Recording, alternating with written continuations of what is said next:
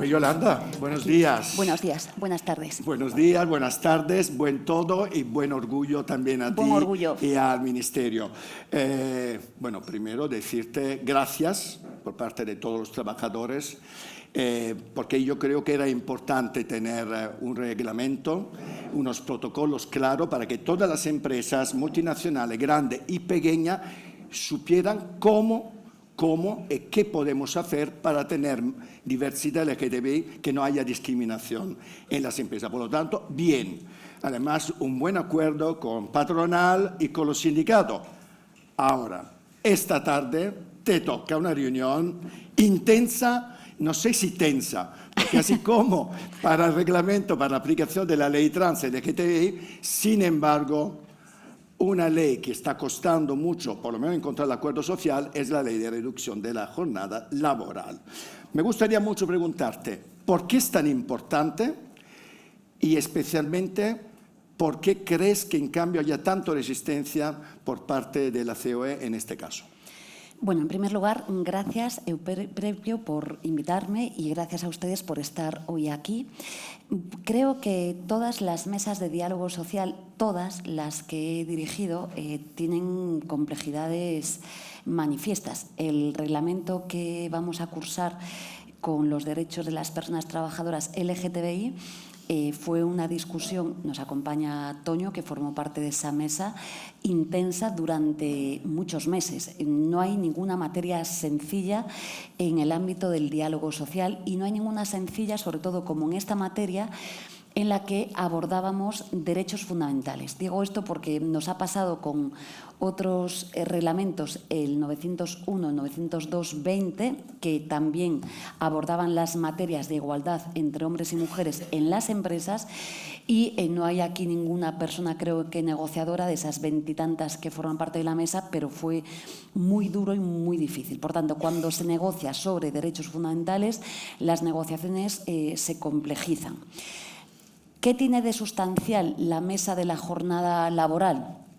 Bueno, tiene algo que ver con la vida de las personas. Tenemos 18 millones de personas asalariadas en España, una cifra récord de ocupación. Mañana vamos a dar los datos de paro, ya les anticipo que van a ser positivos, pero con una cifra récord de ocupación. Tenemos 3,2 millones de personas trabajadoras autónomas, seguro que en esta sala hay personas trabajadoras autónomas.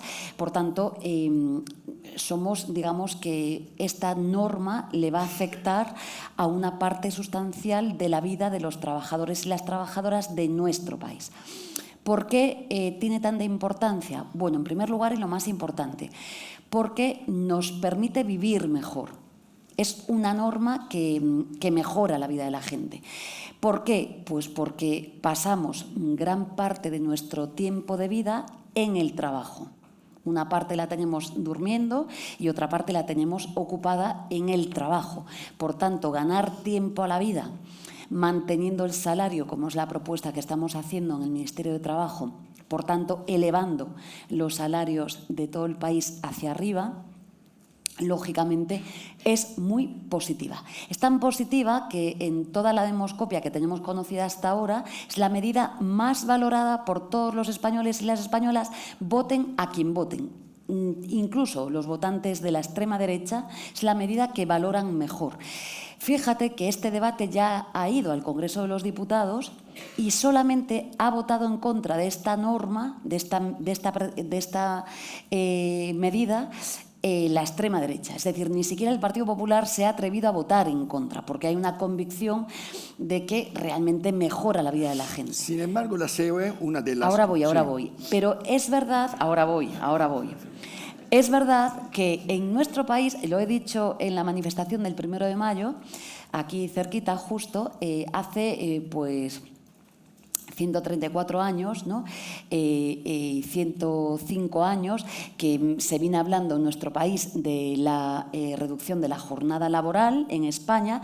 La primera manifestación del 1 de mayo se convoca en España por una jornada de 8 horas, pero es que llevamos en España con la jornada laboral congelada pues desde hace 40 años. El debate sobre la reducción de la jornada laboral a 40 años se dio en España en el año 83, sin comparar las situaciones políticas, pero de manera semejante. En aquel momento Felipe González hace campaña electoral con una medida que era la reducción de la jornada laboral a 40 horas, y llega al Parlamento y con un combate brutal en aquel momento contra la patronal, invito a que se estudien la hemeroteca y los debates parlamentarios, con un debate brutal, este debate llega a las Cortes Generales y efectivamente en aquel momento el Partido Socialista dice: yo tengo legitimidad democrática porque tengo un compromiso con la ciudadanía española de reducir la jornada laboral, cosa, por cierto, que la oposición política le reconoce en aquel momento, le dice: es verdad, usted ha hecho campaña con esta medida y por tanto es respetable, pero es verdad que la oposición política dice, si leen las crónicas, más o menos lo mismo que dicen ahora y que han dicho con todas las medidas que yo he desplegado, que lo que dice en sede parlamentaria es que vamos a hacer desaparecer el empleo, nos van a caer las maldiciones y 1000 plagas bíblicas y vamos a destruirlo absolutamente todo. Cualquiera que haya visto desde el año 83 se redujo la jornada laboral a 40 horas, hasta hoy estamos en cifras récord de ocupación, 21,3 millones de personas ocupadas en España, 10,1 millones de mujeres trabajando en España como nunca, hemos crecido 1 millón en población activa, que es importantísimo en un país. Podría seguir así dando datos hasta mañana. Es decir, que todo el discurso neoliberal que se cierne sobre estas cuestiones no son reales. ¿Por qué se opone la patronal? Es una buena pregunta, porque como sabéis, y he dado la semana pasada los datos en el Congreso de los Diputados, ya hay muchísimas empresas españolas, es más, la media de los convenios colectivos que se firman hoy en España están en 38,2 horas semanales. Entonces, la primera pregunta es que hay que propiciársela a la COE. ¿Por qué usted, si está negociando ya convenios colectivos en muchísimas empresas que no están, ya es muy difícil ver un convenio colectivo que negocie, que pacte una jornada de 40 horas? ¿Por qué razón entonces usted se opone a tener una mesa de diálogo social y por fin modernizar España y poder mejorar la vida de la gente? Esta es la primera pregunta. La que creo que es la respuesta, bueno, una es la razón ideológica, es decir, hacer política con. Pero aquí es verdad que la patronal se sitúa con el extremo derecha, porque, insisto, ni siquiera el Partido Popular está en esta tesis. Solamente Vox está diciendo, y un sector determinado de la patronal cree que esto es muy negativo. Pero ¿de qué estamos hablando en definitiva? Y voy a dar un único dato y luego otro, que es... El otro día, la semana pasada, con nuestro querido Juan Miguel, estábamos aquí con el presidente Zapatero discutiendo sobre la desigualdad en España. Pues bien, hay una materia en la que somos profundamente desiguales en España, y es que desde el año 95 hasta hoy la productividad española ha crecido por encima del 15%. Y los salarios españoles desde el año 95 hasta hoy han crecido al 1,2%. ¿Qué está sucediendo? Que la productividad española está mal distribuida. Está mal distribuida en términos salariales, de retribuciones, pero está mal retribuida en otro de los factores claves de la productividad, que es el tiempo de trabajo. No solamente no reducimos el tiempo de trabajo, sino que en España se hacen un sinfín de horas extraordinarias, que no quiero yo aquí faltar a la verdad, 2,4 millones de horas extraordinarias a la semana sin retribuir. El global de horas a la semana extras superan los 6 millones. Es decir, que tenemos una jornada de 40 horas a la semana, en teoría, pero estamos haciendo más de 6 millones extraordinarias, de las cuales 2,4 millones son no retribuidas. Es decir, que la empresa española, algunas pocas, sabemos cuáles son, están vulnerando los derechos de los trabajadores y las trabajadoras en nuestro país. Por tanto, toca algo tan sensible como es repartir la productividad en nuestro país. Creo que esta es ¿Por qué dice la patronal? Por cierto, es la primera vez que desde enero, en la mesa de las personas LGTBI en el mundo del trabajo, empezamos a negociar en febrero, pero es verdad que la patronal se lo tomó en serio, presentó documentos, discutió, nos gustaría o no nos gustaría, pero estuvo activa.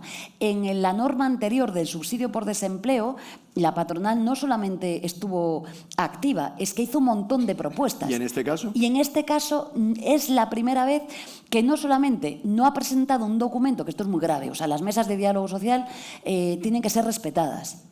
Tienen que ser respetadas. Esto es también lealtad institucional y es la primera vez que no ponen un documento encima de la mesa.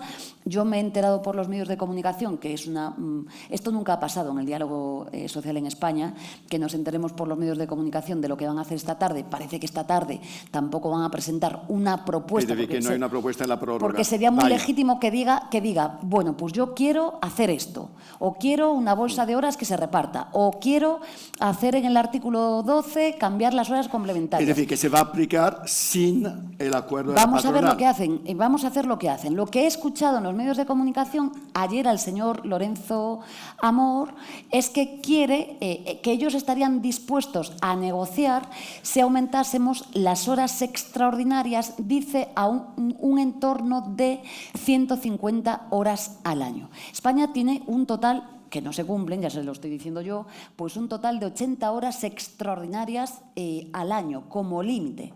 Esto fue lo que se pactó en el año 83. Pues bien, la patronal española, lejos de decirnos que quiere reducir la jornada laboral para repartir la productividad, para aumentar la productividad y vivir mejor, esto está muy estudiado, es que España va un poco retrasada en esta materia. Es decir, yo me sorprendía, ¿no?, cómo es posible que a lo largo de todo el siglo XX y el XXI nadie hubiera legislado sobre esto, ¿no? Pero esto está pasando. Pero es que no solamente nos dice que esto por los medios de comunicación, insisto, en la mesa no, pero que nos diga que no, mire, no me llega con 80 horas a la semana, al año, sino que lo que quiero es que usted me permita hacer 150 horas más. Me van a entender que yo lo que estaría haciendo es engañar a los trabajadores y las trabajadoras de nuestro país que se merecen respeto. Fíjese, yo ayer he ido a pasear por las calles de Madrid. Un Madrid y un país que tiene muchísimas personas que trabajan, 1,7 millones de personas trabajan en la hostelería. Les invito a cualquiera de ustedes que vean las horas que hacen en la hostelería. Les invito. Y 3,7 millones de personas, me van a permitir que hable en femenino, casi todas mujeres, que trabajan en el comercio, en cualquiera de los departamentos de textil por esta misma calle, la que quieran. Yo les invito a que vean las horas que hacen.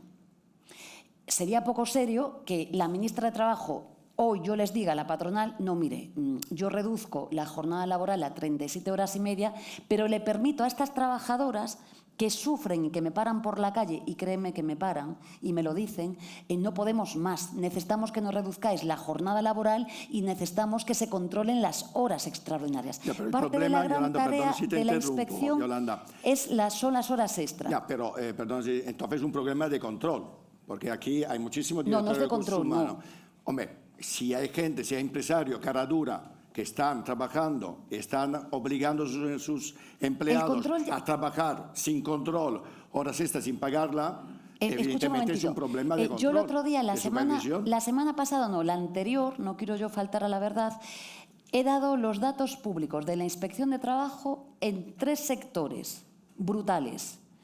En la hostelería, y las multas archimillonarias que conlleva en la hostelería. Que violan la ley, es decir, sabiendo que van a ser multados. De hecho, absolutamente. Es verdad que en esta norma que estamos negociando hay un cambio sustancial que yo quiero aprovechar para hacer pedagogía, que es lo que hemos hecho en la reforma laboral.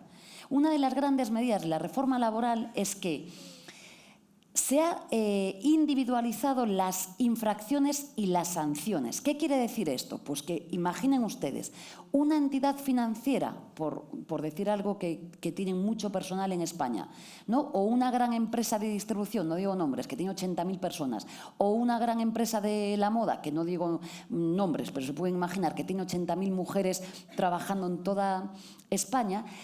Antes de la reforma laboral, si infringía una norma, era una sanción para la empresa, con una cuantía pequeña. El gran cambio que hace la reforma laboral es que individualiza la sanción y, por tanto, dice, usted tiene en su unidad productiva o en el centro comercial X de no sé qué parte de Madrid, 20.000 trabajadores, la sanción es por el incumplimiento y además hemos subido la cuantía. Entonces ahí hay un factor que es ex ante en la Inspección de Trabajo, que es el valor de que realmente tú ejemplificas y ya no sale barato. Es decir, pensemos, no voy a decir empresas, pero en sus presupuestos con absoluta normalidad ponían sanciones lisos, Inspección de Trabajo, X dinero. Es decir, lo que ya se plantea los presupuestos. Que esto es en el debate que hay en Europa, lo que nos dicen que España incumple la normativa laboral en materia de despido. Por tanto, estamos actuando. Okay. Pero no llega, porque hay que reducir la jornada laboral para vivir mejor, porque hay productividad suficiente. Vamos a hablar un poco de armarios. Venga, va de armarios. Mira, además yo te voy a contar una anécdota, porque me gustaría saber cómo está la cosa ahora. Yo me acuerdo hace 35 años que yo trabajo, ya tengo unas cuantas canas, aunque no se vean, y me acuerdo que hace muchos años, cuando yo trabajaba en mis primeras empresas, pues yo me inventaba novias, me inventaba novias, iba a las convenciones de empresa para venir solo, como un pringao, con todas las señoras y señores ahí, con las parejas, me llevaba amigas y tal. Entonces, con los años las cosas... Yo hice de novia de algún compañero tuyo, que lo sepas. Imagino, lo sé. Entonces, pues, se supone que han cambiado mucho las cosas. Sin embargo, viendo un poco las estadísticas de los sindicatos, en España todavía hay 40% de las personas LGTBI que ocultan su condición sexual en las empresas. Y por lo tanto, no solo lo ocultan con un problema personal, lo ocultan también y no tienen los derechos relacionados con el matrimonio, con las enfermedades, no pueden extender sus derechos a sus parejas, etc. ¿Cómo es posible que al día de hoy, con todo lo que hemos progresado en este momento, seguimos teniendo un 40% de gays, lesbianas, trans, etcétera, que ocultan su condición sexual en las empresas? ¿Qué estamos haciendo mal? Creo que estamos haciendo mal bastantes cosas. Los datos son elocuentes, hablan por sí solos. Quien afirme hoy en España que esta norma que hemos hecho en la mesa de diálogo social no es necesaria es que no quiere reconocer el país en el que vive. Los datos son brutales, te añado más. En la docencia, 2 de cada 3 docentes ocultan su orientación sexual sencillamente por 2 factores: miedo a represalias laborales, pero miedo también pues a sufrir acosos, a insultos, miedo a que pueda pasar algo que está pasando y de lo que no tenemos datos por ahora, que yo sepa, que es la afectación a la salud mental que tiene todos estos factores. O sea, imagínense, yo he hecho de novia, he vivido con 2 personas que eran gays en mi vida, conozco muy bien, en fin, que esto, pero sé lo que hacían. El armario laboral existe.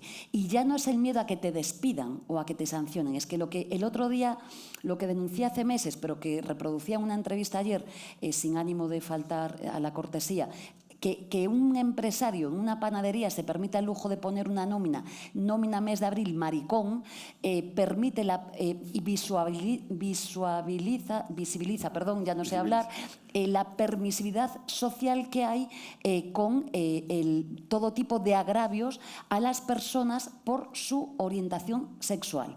Y esto en un país que es absolutamente moderno. Estuve la semana pasada en Roma.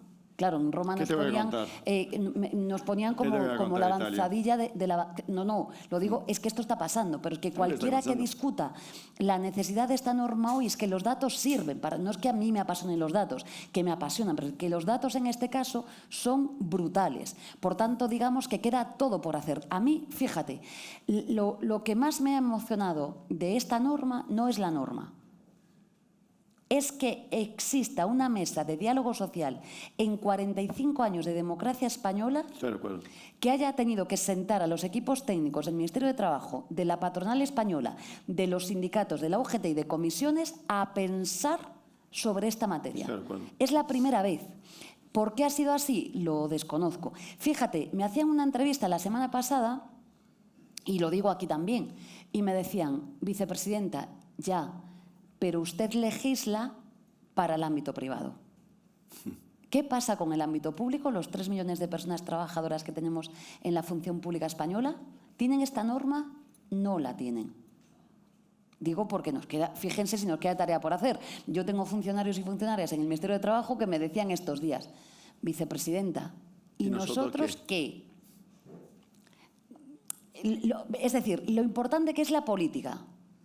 La cosa pública, para cambiar la vida de la gente, pero lo que queda por hacer. Hombre, pero que además hay un dato que es que con esta norma, y miro para Toño porque ha formado parte de la mesa, con esta norma le hemos dado un plazo a toda la negociación colectiva española para que reabra en 3 meses los convenios colectivos, los reabra, todo lo que, y que obligatoriamente tienen que legislar sobre esta materia. Y les decimos además 2 cosas. Una, si usted no lo hace, hay un anexo, un anejo 1 que tiene esta norma que se le va a aplicar de motu propio. Y 2, obviamente, a mí no me gusta sancionar porque además creo en la pedagogía positiva. Creo en la pedagogía positiva. Pero, obviamente, ¿qué va a suceder? Como usted incumpla, el principio de legalidad que garantiza la Inspección de Trabajo se va a cumplir. Aprovecho, tiempo de publicidad. Desde antes de las elecciones tenemos por primera vez en España, desde la democracia, una oficina antidiscriminación en la Inspección de Trabajo que redirige todas estas cuestiones. Y 2, el buzón de la inspección, que es completamente anónimo. Os metéis y cogéis vuestros teléfonos móviles ahora, buscad buzón de la inspección, podéis hacer cuantas denuncias queráis regidas por el absoluto anonimato y se va a cursar esta denuncia. De todas maneras, algo mal estamos haciendo. Mira, aquí hay empresas extraordinarias que conozco desde hace 1000 años, desde hace 1000 años no aplican el protocolo de diversidad, incluso cuando no existía ninguna ley. Sin embargo, ahora mismo, las personas que han nacido después de 1995, la generación Z, ahora mismo hay un 30% de estos jóvenes que ven mal o no ven normal que haya parejas homosexuales. Dices el 30, pero hay el dato positivo. Pero es alarmante que este dato está aumentando. Es decir, que los jóvenes son muchísimo más homófobos, bueno, en parte evidentemente, de lo que éramos hasta en nuestra generación. ¿Qué estamos haciendo mal? Además del discurso del odio de algunas fuerzas políticas, que evidentemente Euprepio, yo creo que los jóvenes, no me compro el relato de los jóvenes de la juventud de mi país. De verdad, porque das el 30, pero hay un 70 restante que no piensa así. Y soy madre de familia. Yo tengo una hija que, lógicamente, está... Carmela, que la conoce toda España, está genial, está con su padre en Galicia. Pero quiero decir, está súper bien, al lado del mar, o sea, genial. Pero veo a sus amigas y amigos y amigues y tienen muy claro que son radicalmente feministas, que son profundamente inclusivas y que hace escasamente unos meses yo estaba con Anabel Alonso y lo voy a contar en público porque es verdad, y con nuestra querida Liz Duval, y mi hija me preguntó, aquí hay gente, miro otra gallega aquí, que la conoce, me preguntó con naturalidad, mamá, ¿yo puedo ser trans? Y yo le dije, hija mía, tú puedes ser lo que quieras con tal de que seas feliz. Quiero decir que esto es una niña que tiene 12 años y veo y voy al colegio... Pero a pesar de todo, Yolanda, a mí sí que me preocupa ese 30%. Es verdad. O no tenemos que creernos los datos, los sindicatos... De todo la tolerancia es cero con la discriminación. Y lo vuelvo a decir porque hablamos muchas veces de discriminación, pero yo que vengo del derecho, cuando hablamos de discriminación hablamos de algo gravísimo, que merece el reproche social primero, después el administrativo, pero incluso el penal.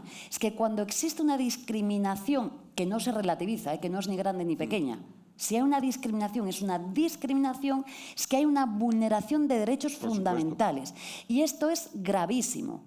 Esto es súper grave. Lo digo porque a veces estamos en el mundo diario, no, esto es discriminatorio. Ya, mire usted. Pero ser discriminatorio es que hay un procedimiento específico, 177 de la Ley de Jurisdicción Social, Juan Miguel, no dejo de ser abogada nunca, que es una tutela de derechos fundamentales para estos mecanismos, que yo aprovecho también para los trabajadores y trabajadoras que haya en la sala que lo usen, porque es uno de los procedimientos menos usados en la jurisdicción social. Por tanto, tú tienes razón, no podemos parar hasta el 30% para que vivamos en una sociedad igualitaria, pero yo creo que la juventud española ha cambiado muchísimo, que no es verdad que sea una generación de cristal, no lo es en absoluto, no es verdad. Yo tampoco lo he estos dicho, relatos. y ni lo pienso. Pero sí pienso que a veces, como ha pasado en Italia, hay un retroceso brutal, justamente porque hay fuerzas políticas que en este momento Tú sabes perfectamente en Italia lo que ha pasado. Joder, lo voy a saber, incluso claro. los hijos de gays y lesbianas ya no son hijos para los ayuntamientos que no les escriben en el registro. Quiero decir, peor discriminación que esta. Pero esto hasta hace 2 días. Pero si para no que alguien, un empresario, ponga en una nómina claro, Abril Maricón, digo, creo que está clarísimo que hay una permisividad absoluta. Pero vamos a ver, yo creo que aquí lo primero que tenemos que hacer es, defender los derechos de todas, de todos y de todes. Ganando los derechos para el colectivo LGTBI, estamos ganando derechos para todas las personas.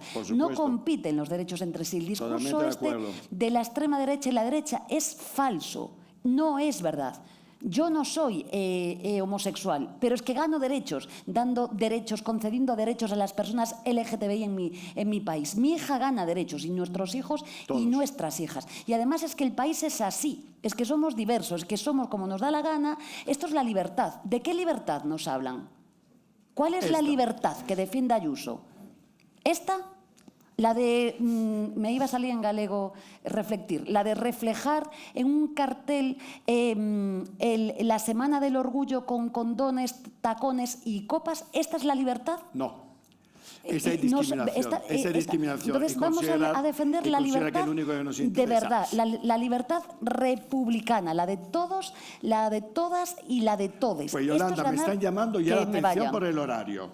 Vale. No es culpa mía. Pero puedes hacerme más preguntas si quieres. Bueno, pero esto, a pesar de no ser un debate electoral, como voy a hacer con todos mis invitados de hoy, te voy a dar 1 minuto de oro para que, dirigiéndose a cámara, nos diga lo que te apetezca en relación, por supuesto, al día de hoy, que es empleo arcoíris. Bueno, lo primero es que yo os quiero dar las gracias por esta oportunidad, pero sobre todo porque creo que esto es la primera piedra.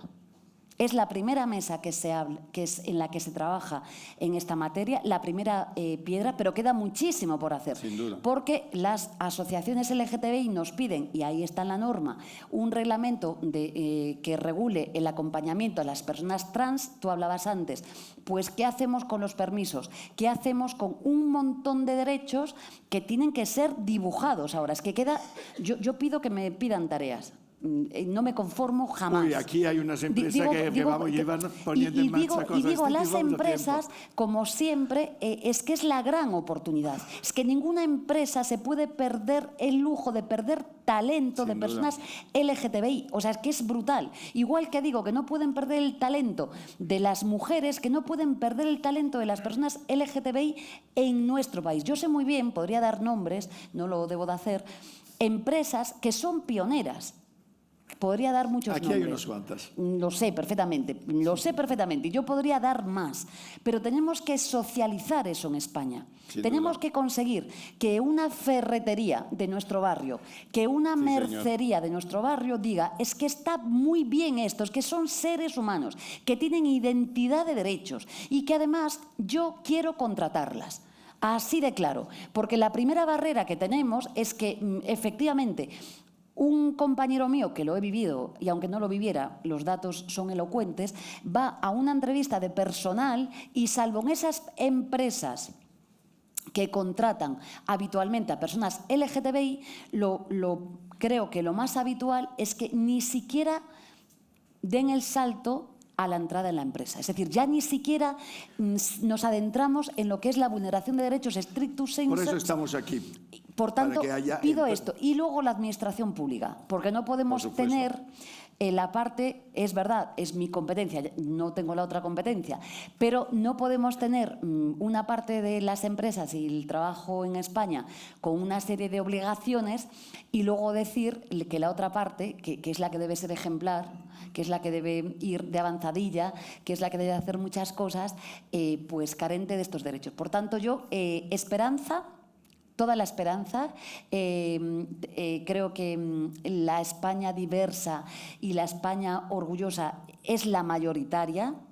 La España que reflejan ellos y ellas es demasiado pequeña, no caben en esa España, es muy pequeña, es muy triste, es muy gris, es la de Delibes con sus 5 horas con Mario y cosas semejantes. Es una España que no queremos ni va a volver. Por tanto, yo no compro el discurso de que le hemos ganado a Gallardón, Euprepio. Es que a veces, es verdad, es que a veces necesitamos referentes positivos. Yolanda, ya son 3 minutos de oro. Me tengo que callar. Vale.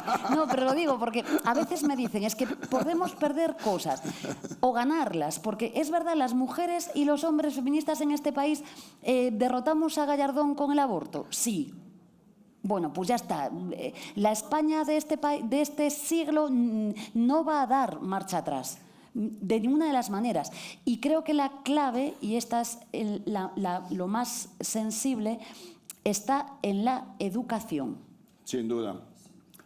Sin duda. Gracias, Yolanda. A vosotros. Muchísimas gracias.